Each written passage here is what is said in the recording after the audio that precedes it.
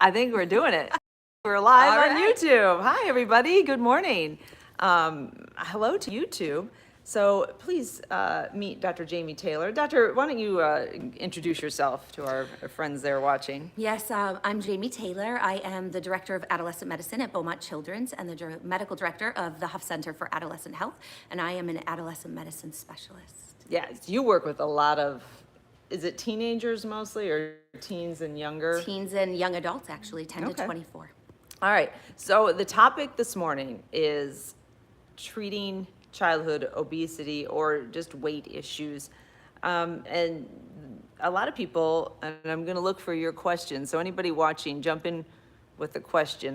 This is a little bit different format, so hopefully I'll notice them when they pop up. But Doctor,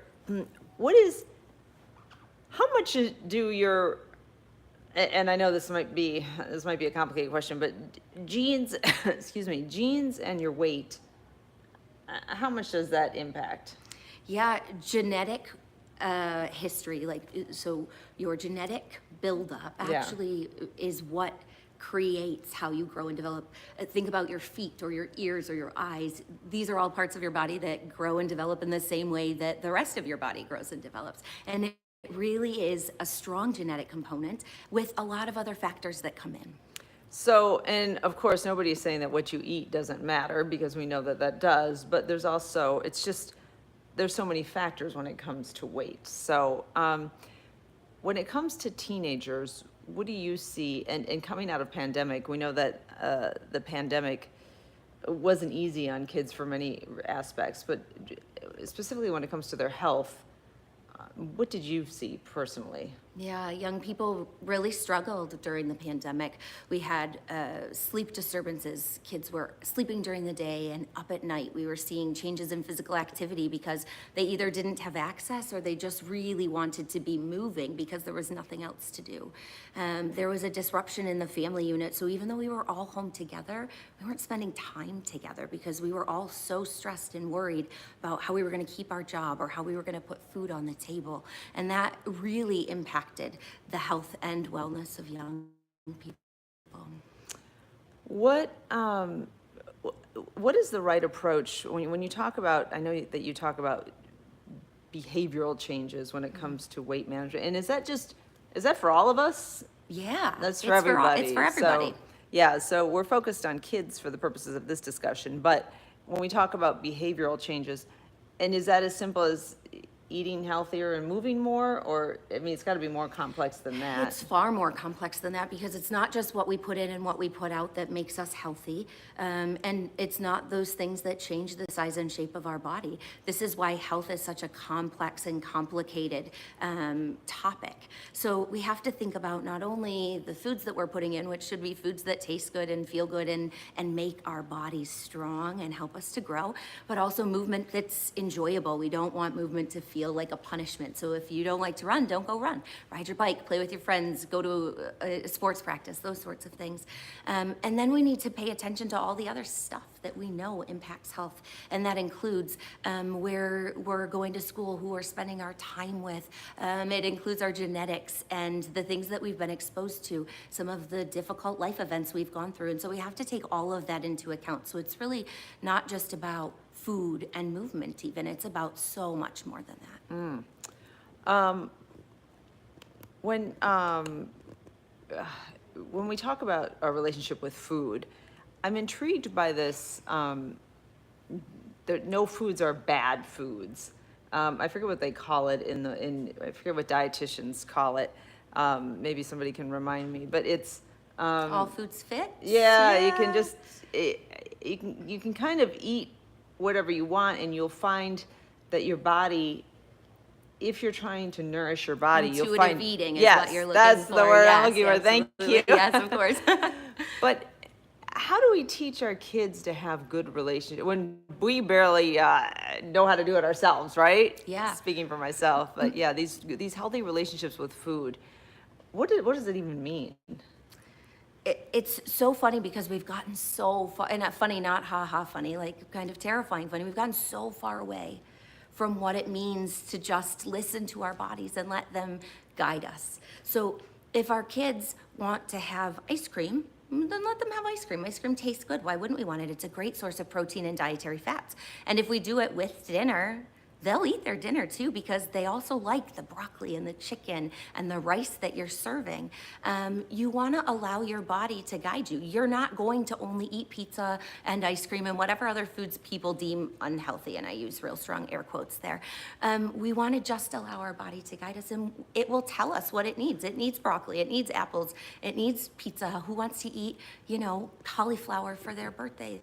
They don't. They want a piece of chocolate cake, right? So these are the things that we just have to feel comfortable with. How do you, when dealing with kids, and especially their weight, it is a difficult topic. So how do you suggest, do you try and incorporate a doctor so that the parent doesn't have to be the weight police?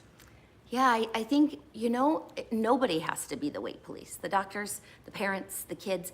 If we focus on behaviors, health will change. And weight loss may or may not be a side effect of those behavior changes, but the health will improve regardless of what happens to the weight. So we have to get away from this idea that our body shape and size is what defines our health, because it's so much more than that. And people in larger bodies can be very healthy, and people in smaller bodies have a lot of illness. So we have to find that new understanding of what does it mean to be healthy, and healthy really means how do we treat our bodies, what do we put into our bodies, how do we move them, how do we make them feel good, how do we take care of our brains and our souls, and like the physical health. It's about all of those things.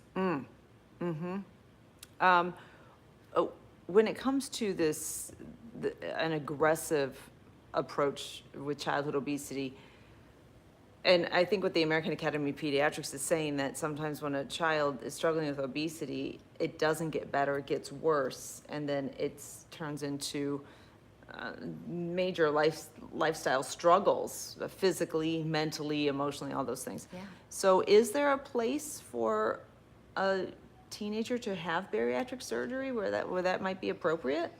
Well, we don't have a lot of information on that. These guidelines have recommended it because we have to do something when people have illness. But we have to first make sure that people have illness. And then we have to decide, are we trading one illness for another? Because surgical procedures don't come without risk.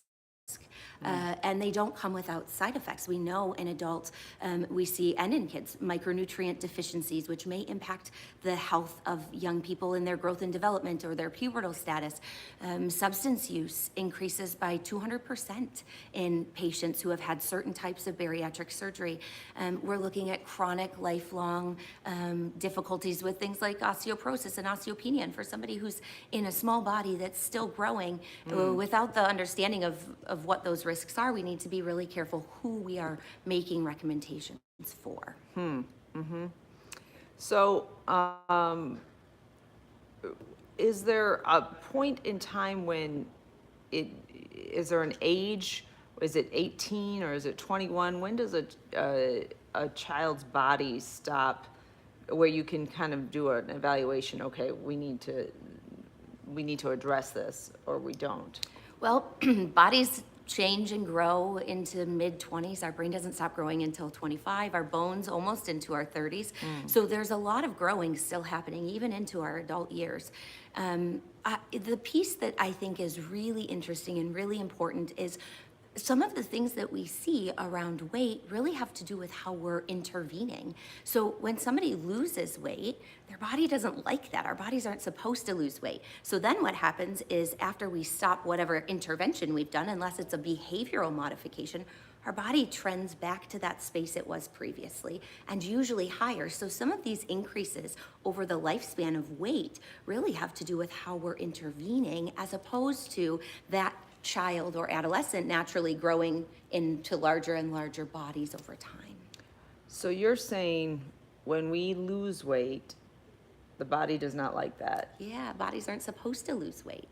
And the body, at first opportunity, the body will then try to get that weight back? Exactly. Plus some. Because it goes back to the idea that our bodies are supposed to maintain a state of homeostasis. We stay the same. And if we listen to our bodies, they will very naturally stay in a pretty similar space. But if we try and change them over and over, we call that weight cycling. Weight up, weight down, weight up again, and usually higher, and then weight down again. And so we have this like yo-yo dieting, right? This is where this term comes from. It's because of weight cycling, because the body doesn't maintain that. That's interesting. All right, very good. All right, good. Well, I don't know, I don't see any questions on here, so, okay. I'm looking over at producer Christina as I'm not sure what to do. So I'm gonna wrap this up. Is that okay? Okay. This has been our YouTube experiment. So thanks for joining us, everybody, whoever was on here with us. But we are going to continue this conversation coming up on TV too. I feel like we have so much to learn in this area. Yeah, all of us. Yeah. Right, families and patients and doctors and everybody who's involved in this. We have so much more to learn. Well, weight loss, we know for adults, it's a billion-dollar industry, right? I mean, there's a reason the bookshelves are loaded with books and supplements, and there's, you name it. You can find some kind of procedure or treatment for weight loss. And so we adults are still figuring it out, and certainly we're trying to figure it out for our kids too. Yes, absolutely. All right, Dr. Taylor, thank you. Thank you. Thanks for hanging out with us.